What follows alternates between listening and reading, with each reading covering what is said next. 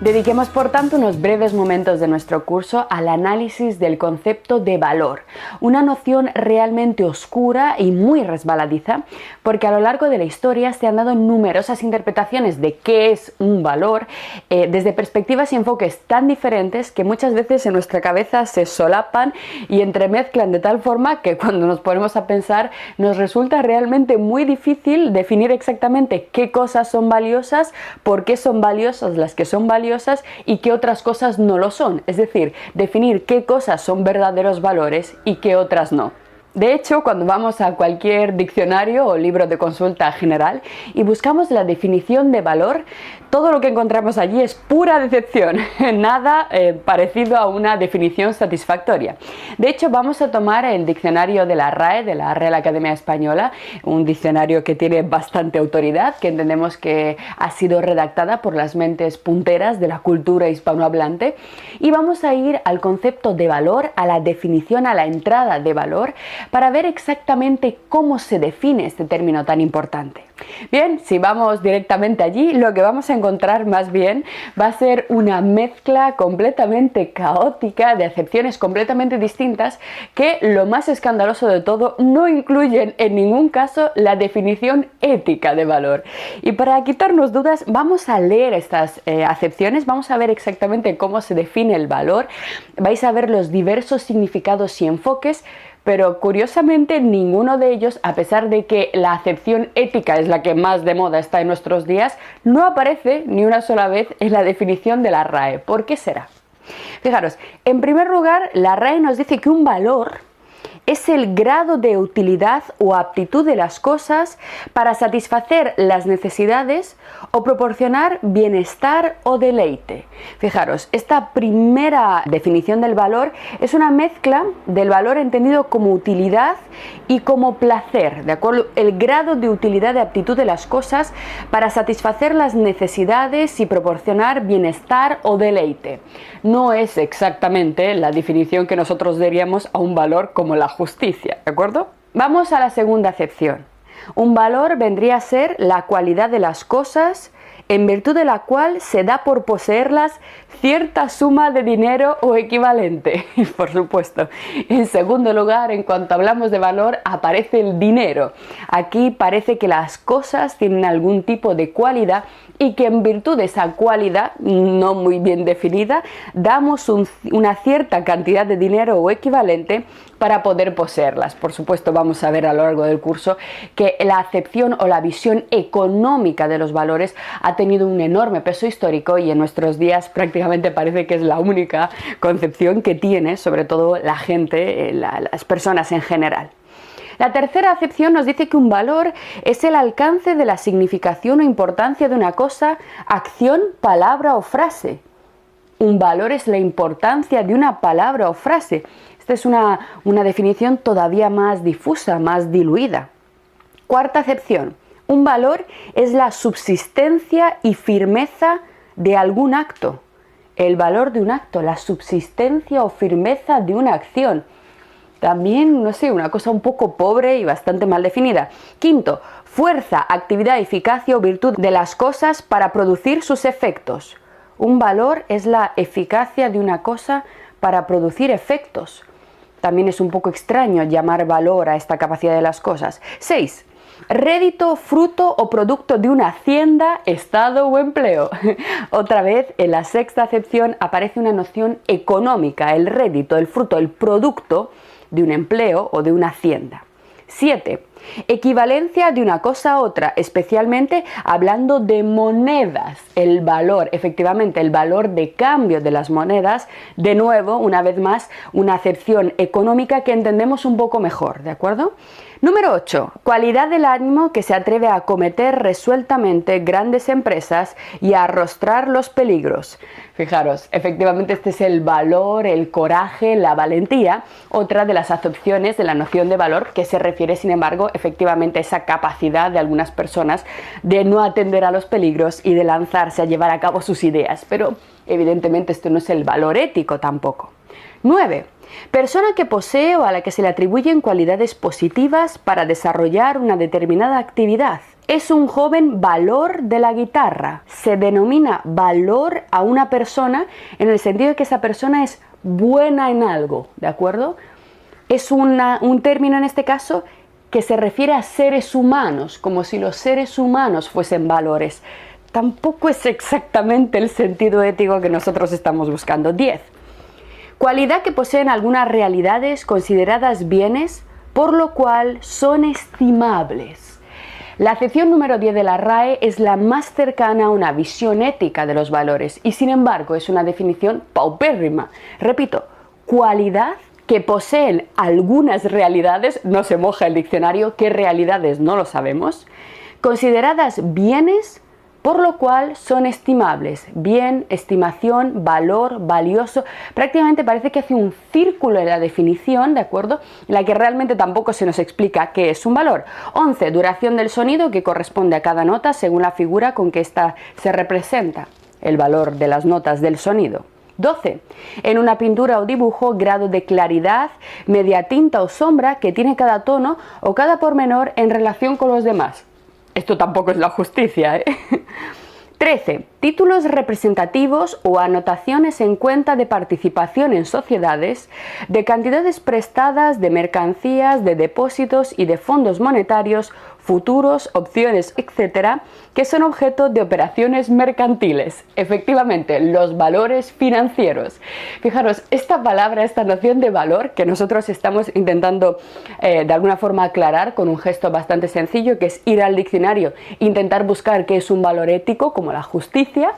Efectivamente, es un término que tiene numerosísimas acepciones y sin duda hoy en día la más empleada, la más famosa y la más prestigiosa de todas es esta que vincula el valor con las finanzas y la economía. Veis de hecho que en todas las descripciones, en todas las acepciones hay una prioridad bastante grande de la interpretación económica del término valor.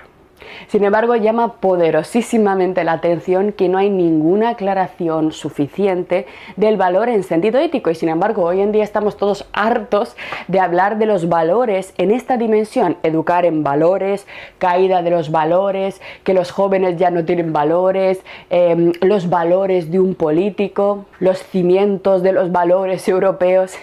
¿Cómo es posible que la ética y el concepto de valor esté tan de moda y el conocimiento más básico acerca de su verdadero significado sea algo completamente desconocido para la mayoría? De hecho, si os fijáis, concretamente el término valor y la noción de ética son altamente empleados en la publicidad y en el marketing, y los dos ámbitos que más usan, que más se llenan la boca del término ética y valor, aunque luego no nos diga qué son realmente, son precisamente la política, que constantemente está hablando de valores, y la banca. Si os fijáis en todos los anuncios acerca de los bancos, se habla constantemente de los valores de los bancos, esas discusiones, esos anuncios que normalmente se suelen grabar en blanco y negro, ¿no? Para darle como mucho más seriedad, ¿no? Para decir que estamos en el plano de una discusión muy profunda, la de los valores, y sin embargo nadie sabe exactamente qué son los valores y a qué se refieren los bancos con estos valores que constantemente emplean. Así que es hora de ponernos manos a la obra, realmente ponernos a hacer un análisis serio, filosófico, técnico de esta especie de maraña compleja tan empleada hoy en día, tan de moda hoy en día, que son los valores. Así, desde un punto de vista filosófico, las tres grandes teorías que han intentado explicar la naturaleza de los valores, o lo que es lo mismo, contestar a la pregunta ¿qué es un valor?, son las tres siguientes. En primer lugar, encontramos la teoría que considera los valores como algo relativo al mundo de la realidad objetiva, a lo que llamábamos en clases anteriores lo otro. Es decir, en esta primera teoría, los valores se vincularían con los bienes materiales. Así, en esta primera teoría, se entendería que los valores apuntan a la utilidad. Es decir, Todo aquello que de alguna forma colabora de modo positivo a nuestra supervivencia material, a nuestro bienestar material, es aquello a lo que sencillamente nosotros llamamos valor o valioso. El dinero, por ejemplo, o el poder económico sería en este caso un valor porque mediante su intercambio por bienes materiales podemos alcanzar un mayor bienestar en la vida, un mayor confort, podemos disfrutar de una casa acogedora, calefacción, agua potable, podemos intercambiar el dinero por asistencia médica, etcétera, etcétera. Es decir, en este primer caso, los valores tendrían que ver con las propiedades físicas de las cosas que ayudan a nuestra supervivencia y en esta medida un valor sería simplemente un bien material. El trigo, que es un producto material exterior perteneciente a la naturaleza, es bueno para nosotros porque nos alimenta y el veneno de las cobras es malo simplemente porque nos mata. Así, por ejemplo, el dinero en este caso sería simplemente el medio para intercambiar bienes. En segundo lugar, en cambio, tenemos la teoría que vincula los valores no con bienes materiales del mundo de la naturaleza y del otro, sino más bien con estados psicológicos, con vivencias mentales vinculadas a emociones, tales como por ejemplo el agrado, el placer o el deseo. En esta segunda teoría, los valores se relacionan con los apetitos, con nuestras reacciones y deseos emocionales. Es decir, en este segundo caso no son las cosas materiales en sí mismas las que tienen valor, sino el valor, la fuente del valor está en nuestras reacciones emocionales, psicológicas respecto a determinadas cosas del mundo. Pero, dado que personas diferentes pueden tener reacciones emocionales diferentes ante las mismas cosas o estados de cosas, ello quiere decir que dentro de esta perspectiva los valores son muy relativos, muy dependientes de cada uno de los individuos. Por ejemplo, uno de los casos más famosos en esta segunda teoría es el caso del dolor, del masoquismo. Es decir, hay personas que ante el dolor, ante una agresión por parte del medio, sienten, reaccionan emocionalmente de forma positiva, sienten una especie de placer y por tanto consideran el dolor como algo positivo, mientras que otras lo consideran como algo desagradable. Es decir, en esta segunda teoría los valores estarían directamente vinculados a estados psicológicos. Llamamos a algo valioso simplemente porque nos agrada, porque nos causa algún tipo de placer mental. En tercer lugar, aparece la teoría que considera que los valores son conceptos que no se refieren ni a las propiedades físicas de los objetos extramentales, ni tampoco a nuestros estados emocionales, sino que se trata de conceptos pertenecientes al ámbito de lo trascendente y lo absoluto. Este es el caso, evidentemente, de las posiciones que identifican los valores con reglas y normas de conducta dictadas de alguna forma por la divinidad o por algún dios.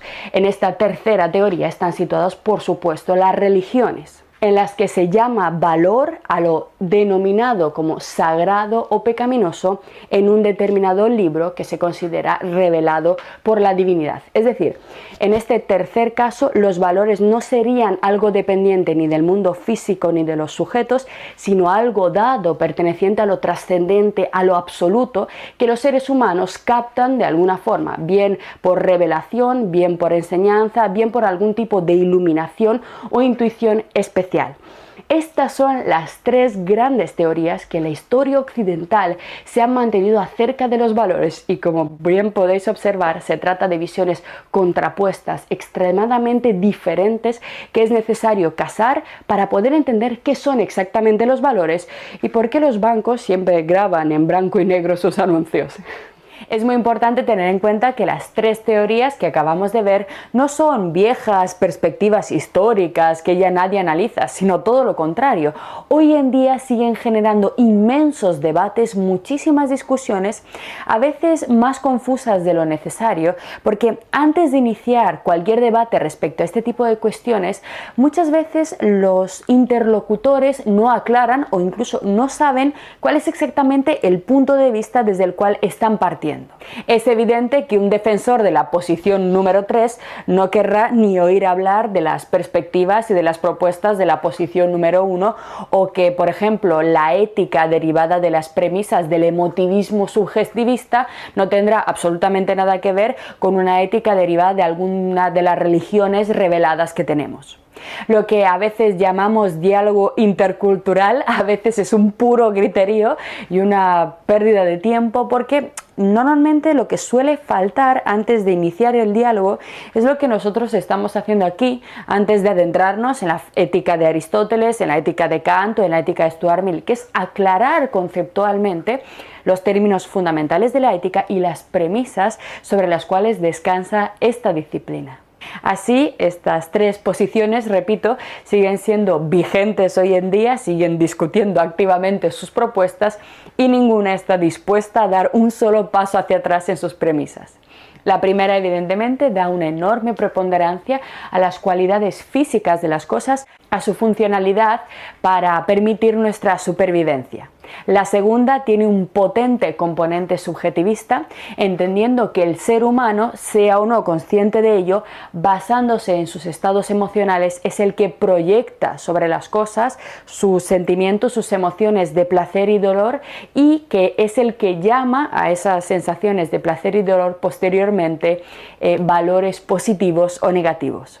Finalmente, la tercera vía se distingue claramente de las otras dos porque es de tipo heterónomo, es decir, en ella la moralidad, los valores, aquello que es valor y que no es un valor, llega al ser humano por vía religiosa. Decimos que es una teoría heterónoma porque en este tipo de posicionamientos es necesaria la enseñanza o la lectura de algún libro, es decir, el individuo por sí mismo en muchos casos es incapaz de llegar a la conclusión de qué cosas son valores y cuáles son, en este caso, pecados. Tiene que haber una enseñanza. Un ejemplo claro es, por ejemplo, en el caso de las comidas, la ingesta del cerdo o la ingesta del marisco. Desde un punto de vista materialista de los bienes materiales, comer ambos tipos de alimentos es algo que ayuda beneficiosamente a mantenernos, a nutrirnos, y sobre todo en caso de estar pasando hambre, pues cualquier tipo de alimento alto en proteínas puede ayudarnos. Así que desde un punto de vista material, digamos, la ingesta de estos dos productos no puede ser entendida como un componente o como un valor negativo. Al mismo tiempo, desde el punto de vista del placer, comer jamón y marisco, pues también es algo que genera bastante placer. Es decir, en el caso de las teorías o las morales o los valores de tipo heterónomo, hace falta una enseñanza para que el individuo entienda o sepa o tenga noticia de que es pecado o es un valor negativo comer cerdo, comer marisco y muchas otras normas y actividades, ¿de acuerdo? En general, esta tercera teoría, este tercer grupo de teorías, normalmente se vincula a las religiones, no suele entrar en debate crítico directo con las otras dos, es decir, no suele haber congresos acerca de cuál de las religiones es la que mejor define los valores o cuál está equivocada y cuál no. Cada religión se mantiene dentro de su nicho sin de alguna forma intentar criticar a las demás. Para algunas es posible comer carne de vaca, para otras es un sacrilegio, etcétera, etcétera. No hay un debate crítico. Generalmente en la ética, en los congresos éticos, en las investigaciones éticas, lo que suele debatirse son los dos primeros tipos de teorías, dejando al lado de las creencias personales y de la fe el tercer tipo de teorías. No hay debate real, no se suelen incluir dentro de las investigaciones éticas este tercer tipo de teorías. Se trata de cuestiones de fe, misterios, verdades inefables, todo un conjunto de cosas que en general suelen interpretarse como vedadas a la investigación, incluso a la capacidad racional humana. En el caso de la Biblia, que es el que de todos tenemos más cercano, los 10 mandamientos o los 10 mandamientos fueron revelados por Dios en el monte Sinaí a Moisés y ya está. No hay debate, no nos podemos analizar exactamente cuál es la validez o el origen. Bueno, el origen está más que claro, pero digamos la validez de esos mandamientos. Por ello, dentro de los debates filosóficos críticos, en general se suele evitar entrar en cuestiones religiosas porque tienen una dificultad y una delicadeza que va más allá de las pretensiones de la ética y pertenece a otro tipo de campos de estudio. Volviendo a la ética, por tanto, el primer gran debate acerca de la naturaleza de los valores es el llamado debate objetivismo-subjetivismo, es decir, la cuestión acerca de si es el ser humano el que crea los valores o al contrario es el que los capta provenientes bien desde el exterior o bien de reacciones inconscientes de su propia psicología interna. Es decir, este debate se podría claramente expresar en dos preguntas sencillas. ¿Tienen las cosas valor porque las deseamos o las deseamos porque ellas en sí mismas tienen valor? ¿Es el deseo, el apetito o el interés el que concede valor a las cosas o todo lo contrario? Las cosas en sí mismas tienen esas capacidades para poder producir en nosotros deseos o intereses. Estas dos opciones, la subjetivista y la objetivista, están constantemente en combate, existiendo sin embargo una tercera vía conocida como situacionismo que ha intentado de alguna forma dar respuesta, romper de algún modo esta dicotomía entre dos posiciones completamente antagónicas que parecen no encontrar nunca un punto común. Según el situacionismo, los valores son más bien el resultado de una interacción entre el sujeto y el objeto. Y esta perspectiva nos permitiría ver la naturaleza profundamente dinámica de los valores, porque serían de alguna forma el resultado de la interacción entre dos elementos, dos fuentes que son completamente cambiantes. Tanto el sujeto como el objeto, que es la realidad material exterior, están constantemente transformándose. Es decir, estaríamos hablando de dos fuentes que no son ni estables ni homogéneas y por ello los valores dependerían así de las condiciones históricas, sociales, físicas y estructurales en las cuales se han dado en cada momento las relaciones entre sujetos y objetos. De esta forma, para entenderlo, no serían los mismos valores los que generarían, por ejemplo, los primeros Homo sapiens que vivían en cuevas intentando sobrevivir al frío y al hambre de la última glaciación, que un explorador americano del lejano oeste, o, por ejemplo, una mujer médico del siglo XXI. A medida que tanto sujetos y sus estados psicológicos, por supuesto su educación cambia, como el propio medio se vuelve menos hostil, van cambiando los valores que se generan en cada momento. Normalmente, cuando el medio externo es muy hostil, los valores materiales son mucho más relevantes, ¿de acuerdo? El valor de la protección, de la seguridad, etcétera, etcétera, mientras que a medida que el medio se vuelve más agradable para la vivencia humana, empiezan a tener cada vez más peso los valores de corte emocional, sensitivo. Por ejemplo, no serán los mismos valores los que se enseñaba a los niños en la Edad Media, cuando varias veces a lo largo de la vida uno tenía que enfrentarse al hecho de que pueblos vikingos o cualquier tipo de bárbaros venían a quemar tu pueblo, incendiar tu casa y con un poco de mala suerte también robar a tu hermana. Evidentemente, en ese tipo de situaciones la valentía, la violencia, el coraje eran valores de alta estima, mientras que ahora en nuestros días, cuando eso en general, al menos en Europa, no se da, educamos a los niños en valores de empatía, de paz o de rechazo de la violencia en cualquier tipo de circunstancia. De ahí que se llame situacionismo, porque en esta visión lo más importante para analizar un valor es determinar en qué situación se ha configurado, en qué situación se ha gestado, entendiendo además esta situación no como algo fijo y estable, sino como el fruto de la interacción histórica de los sujetos con el medio en el que les ha tocado vivir. Frente a la posición religiosa de naturaleza absolutista, en la que Dios manda para siempre y para todos las mismas normas, frente al objetivismo, que también es bastante estático, porque está claro que la naturaleza física, los bienes materiales son los que son, y también frente al subjetivismo, que si bien acepta más la diversidad en la creación de los valores, también considera que los estados emocionales, las reacciones de los individuos ante los diversos objetos no son infinitas. Frente a estas tres posiciones, el situacionismo es la posición más flexible y más dinámica acerca de la naturaleza y la funcionalidad de los valores. Bien, pero el segundo punto de debate acerca del problema de los valores también es enormemente interesante y además muy relevante en nuestros días. Y este segundo debate se pregunta si los valores son cosas deseables o deseadas. Una pregunta un poco extraña, ¿verdad? Pero os lo explico enseguida. Este debate se centra en la problemática de si los valores son cosas que tienen que ser necesariamente realizadas, llevadas al mundo fáctico, específico de la realidad, o más bien los valores tienen que permanecer en ese mundo de las abstracciones, de lo posible, de lo meramente deseable. Esta distinción puede parecer enormemente tonta, pero os aseguro que la diferencia entre lo realizable, entre lo necesariamente realizable y lo puramente deseable, puede condenar la vida de cientos de miles de personas. Los que consideran que los valores, sus valores, pueden, deben y han de ser llevados a la realidad hasta su más absoluta y más perfecta consecución, lucharán sin descanso para poder incluir esos valores en las legislaciones políticas y articular a la sociedad en virtud de sus creencias, arrastrando, sin embargo, detrás de ellos a todos los que no los acepten como tal. Es decir, los que consideran que los valores deben ser necesariamente realizados, los impondrán, lucharán por imponerlos aquí y ahora, para bien o para mal.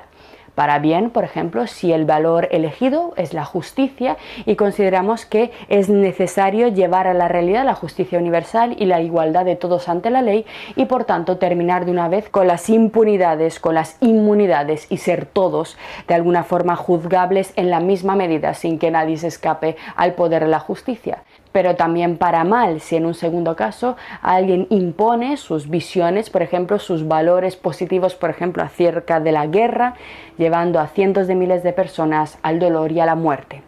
Por otro lado, podemos poner otro ejemplo. Imaginemos la seguridad. Todos, de común acuerdo, yo creo que podemos llegar al consenso de que la seguridad es un valor bastante positivo, un valor muy deseable. Todo el mundo tiene derecho a disfrutar de la seguridad física, a que nadie lo dañe. Sin embargo, dependiendo de cómo contemplemos el valor de la seguridad, podremos dar lugar a una visión muy diferente de la sociedad. Si consideramos que la seguridad es un valor deseable, entenderemos que es algo que tenemos que lograr de forma indirecta y poco a poco, mediante diversos esfuerzos centrados, por ejemplo, en generar una sociedad de bienestar social, mediante el empleo, la educación, el acceso a la sanidad, etcétera, etcétera. Poco a poco generando una sociedad distinta, que la consecuencia de esta sociedad sea que haya menos violencia y mayor seguridad. En cambio, si consideramos que la seguridad es un valor positivo que hay que traer aquí y ahora y ya a nuestro mundo, quizá nos parezca necesario, por ejemplo, llenarlo todo de cámaras o de sistemas de control, violando la privacidad absolutamente sin límite, o por el contrario, analizar, por ejemplo, a todas esas personas que potencialmente puedan ser peligrosas, algo que más o menos se puede hacer, y ya encerrarlas mucho antes de que cometan siquiera su primer delito. Todas estas utopías de la seguridad que hasta hace muy poco solamente vivían en los libros de novelas, pero que, como bien sabéis, en nuestra época, gracias al desarrollo tecnológico, ya no están solamente en los libros y en las películas, sino en países como, por ejemplo, China. La diferencia, por tanto, entre una visión idealista y una visión realista de los valores da lugar a posicionamientos completamente diferentes, como acabamos de ver. De hecho, la gran mayoría de los grandes teóricos éticos de la historia de la filosofía han preferido mantener prudentemente los valores más cerca de esta caracterización como deseables o ideales que acercarlos demasiado a la necesidad de realización in situ y efectiva en la realidad. ¿Por qué? En primer lugar, para poder mantener este carácter dinámico, históricamente variable de los valores a salvo, es decir, es una evidencia que los valores van cambiando y por tanto hemos de tener un poquito de cuidado cómo traemos al mundo diferentes modas, y en segundo lugar porque muchos de estos grandes teóricos conocen muy bien el amor a la sangre de algunos. Una aportación muy interesante al debate acerca de si los valores son ideales o reales en este aspecto es, por ejemplo, la introducida por Karl Popper en su libro En busca de un mundo mejor. En este texto, Popper realiza una nueva división ontológica de la realidad, parecida a la que nosotros hemos hecho al comienzo del curso, pero esta vez Popper, en vez de dividir el mundo en dos, lo otro y lo uno, él lo va a dividir en tres. El primero, o mundo 1, es el mundo físico, formado por cosas o acontecimientos. Es lo que nosotros llamaríamos mundo real. El segundo es el mundo de la experiencia. El mundo 2 sería por tanto resultado de la interacción entre el mundo 1 y los sentidos del ser humano. Y el mundo 3 es lo que llamamos el mundo de la cultura, el de los productos culturales humanos que nuestra mente genera después de procesar la información del mundo 2. Y este curioso mundo de la cultura humana está formado además por dos tipos de entes. Entes físicos, objetos reales que por ejemplo generan nuestras ciencias productivas, como por ejemplo la ingeniería, la artesanía, el arte, que produce cosas físicas, tangibles. Y en segundo lugar también entes inmateriales, entes que no tienen una consistencia física, pero también tienen una gran realidad, como por ejemplo el mundo del lenguaje, las teorías, los argumentos, el mundo de los números y también, por supuesto, el mundo de los valores. Este curioso mundo de la cultura humana tiene además un enorme impacto tanto sobre el mundo 1 como sobre el mundo 2. Es decir, el mundo 1 porque lo transforma a gran escala y el mundo 2 porque también a través de la cultura podemos modificar la experiencia que tenemos de la propia realidad. Además, el mundo 3 o mundo de la cultura muestra unas características bastante peculiares y es que, a pesar de ser fruto de nuestra mente, a pesar de que todos los entes que contiene los hemos creado nosotros, dentro de este mundo podemos seguir descubriendo cosas.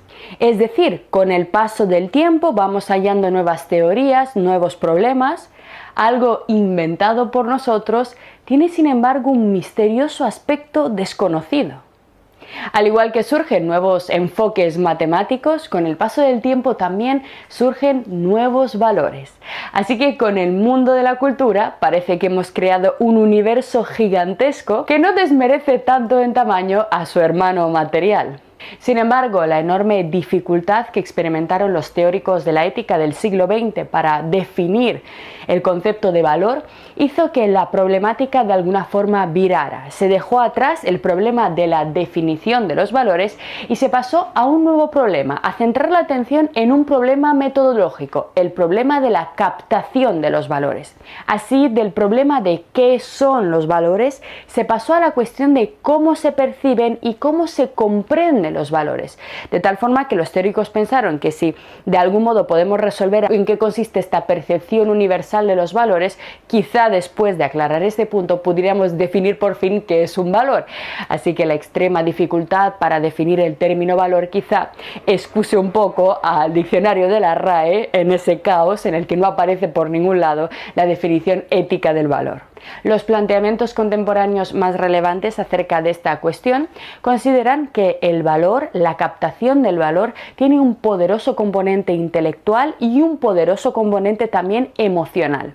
Es decir, las visiones contemporáneas consideran que el conocimiento, la captación intelectual es previa y necesaria, pero la reacción emocional también es absolutamente imprescindible, ya que si no hay algún tipo de reacción sentimental ante una determinada acción, no hay verdadera valoración ética.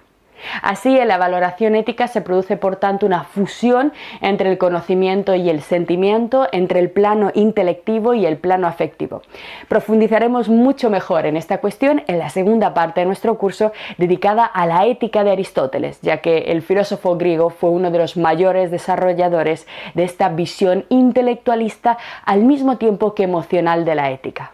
El carácter universal o relativo de los valores presenta finalmente la tercera y gran diana de los debates en materia ética. El debate está aquí en determinar cuál es el grado de consistencia o estabilidad de los valores a nivel temporal y espacial. Es decir, el problema está en si existen algunos pocos valores universalizables y si es así, cómo debemos trabajar con ellos, cómo debemos enfocarlos para no caer de nuevo en todo tipo de parcialidades históricas. ¿Es posible condenar o aplaudir universalmente en todo lugar y tiempo algunos tipos de actuación o no? Pero, como decíamos hace poco, en el plano informal, cuando surge esta pregunta, en mayor o menor medida, todos nos volvemos de alguna forma relativistas, o al menos defensores del relativismo, bien en un sentido psicológico o bien en un sentido histórico. No obstante, este relativismo del que hacemos gala casi todos los días, sus condicionantes y sus límites, es decir, hasta dónde podemos llevarlo, hasta dónde podemos ser relativistas, también se nos escapa en cierta medida, tanto como el sentido de la ética o de la noción de valor. Así que es hora de que nos adentremos en la pregunta ¿qué es el relativismo? Lo que acabas de ver es solo un pequeño fragmento de nuestro curso. Si quieres disfrutarlo en su totalidad y descubrir muchos otros cursos, también de historia de la ciencia y de historia del arte, visita nuestra web anaminecam.com. Y recuerda, este proyecto solo es posible gracias a nuestro programa de microfinanciación. Si quieres apoyarnos, conviértete en uno de nuestros micromecenas en Patreon. Desde solo €1 al mes nos ayudarás activamente a seguir difundiendo la cultura. Gracias.